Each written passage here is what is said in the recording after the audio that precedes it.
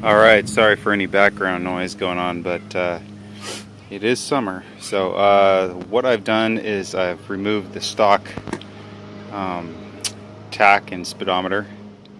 You can see I almost had about 600 miles, and I've replaced it with this inexpensive, I think I got it for $32 or $34 off Amazon. And I followed RJ Gould's another YouTuber's instructions on how to install it, and it was basically the same as his video with a couple exceptions. If you notice, when I turn it on, the neutral light doesn't turn on and it says 5th gear. So there are a place for 6 gears on one of the wire harnesses. Actually it has 5, and then there's another wire harness that has the 6th. So in the instructions it says to use the yellow and white wire for neutral, and I did that, and it says 5th gear. So I'm gonna have to take that out and fix it later. So just so you know, that's incorrect color code. The stock mount does not fit, so that's something you're gonna have to be aware of. I had to make a bracket basically in the U shape, and I put a bolt through down here, and then I attached it. This actually has 2 pegs instead of 3, plus the wire harness that comes out of the bottom doesn't fit through the hole of the mounting bracket. So a quick little walkthrough, do this as fast as possible. On the back of your gauge here, you got your mounting brackets, you got your speedometer cable hookup, you've got various different plugs. All these green ones that are all put together, I snipped them off. That's actually ground. The mosquitoes are eating me alive. The black is power. There are 2 blacks that go together to one. So whenever you see something that has a green and another color, it's ground, and this color is the positive signal that goes to the bulb. So what I did is I followed the instructions that came with this, and I looked at the front of this, and so see, I found the right turn signal is this one, and so I snipped that wire off, and then I found the wire that on the instructions that said right turn signal, snipped that off. I stripped the wires, I tinned them with solder, I heat shrink them after I soldered them together so they're all waterproof. And then this one is neutral, and it actually has a power going to it, which is opposite of these for some reason. I don't know what's going on with that. But just so you know, do not connect the green and red to the yellow and white. That is incorrect. And the next one up is you got your high beams. This one right here, it doesn't say anywhere, but this brown one right here, it's not focusing, sorry. This brown one is actually the running lights. So it's considered low beam on the instructions on this. So yeah, as long as you pull the colored wire, strip it, and connect it to what the instructions say, you should be fine. I'm going to have to go back through and of course fix the neutral. But that's not a big deal.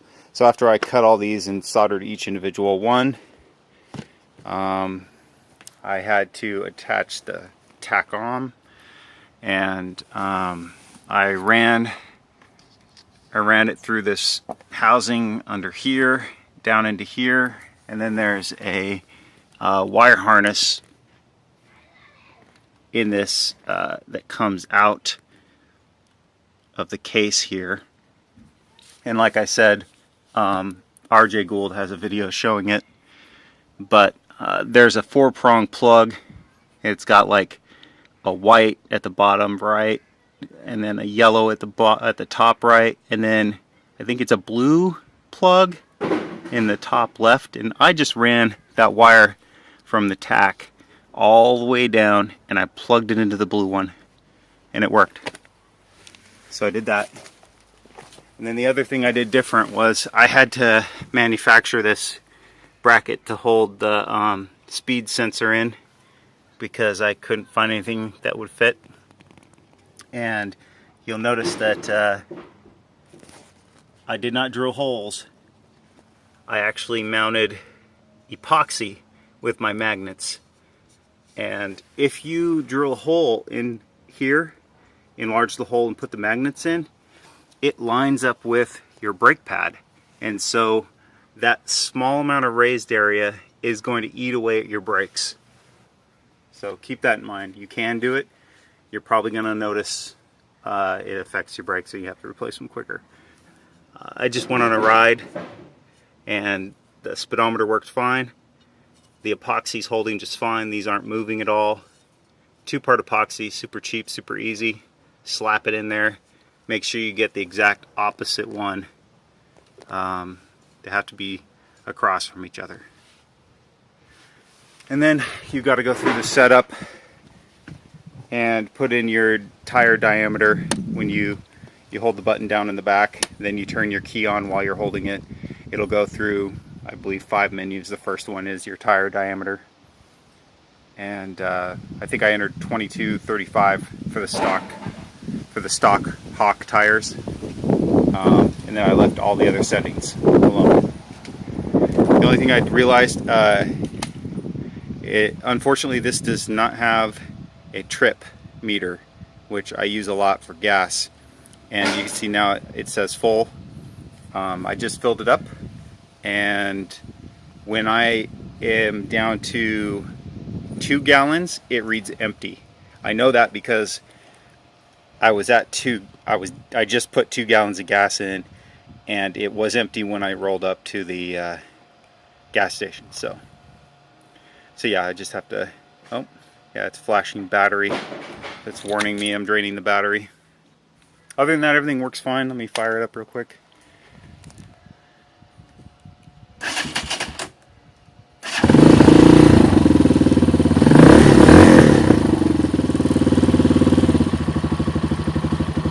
See it drop back down. So that's working. I'll have to check the speed later. I'll have to check the speed later with a vehicle following me or GPS or something like that. So anyways, that is that quick little thing, and if you have any questions, I will try to answer them. Personally, if you've got all the tools, this is a cool project.